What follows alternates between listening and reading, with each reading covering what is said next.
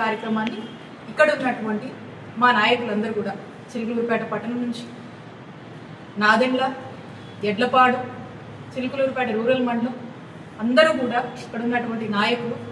గ్రామ స్థాయిలో ఉన్నటువంటి కార్యకర్తల దగ్గర నుంచి అందరూ కూడా చాలా చక్కగా సహకరించి మరి మన నియోజకవర్గంలో ఈ కోటి సంతకాల సేకరణలో భాగంగా 63,511 సంతకాల్ని చిలకలూరుపేట నియోజకవర్గంలో చేపట్టడం జరిగింది. మరి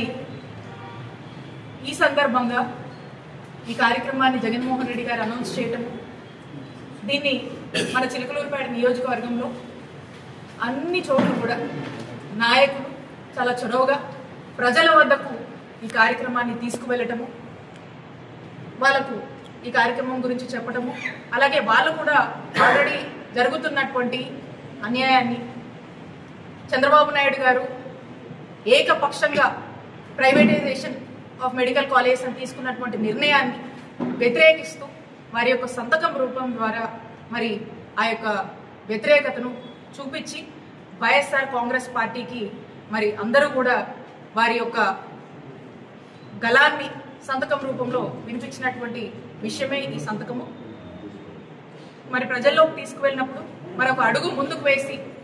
చంద్రబాబు నాయుడు గారు చేస్తుంది తప్పు,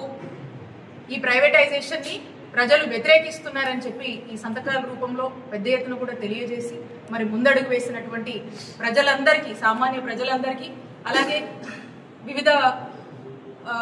మనం చూసాము లాయర్స్ కావచ్చు, మేధావులు కావచ్చు, ఎంతో మంది ఎడ్యుకేటెడ్ సెక్టార్స్ నుంచి కూడా తరలి వచ్చి స్వచ్ఛందంగా మరి ఈ సంతకాలు వాళ్ళు కూడా చేసి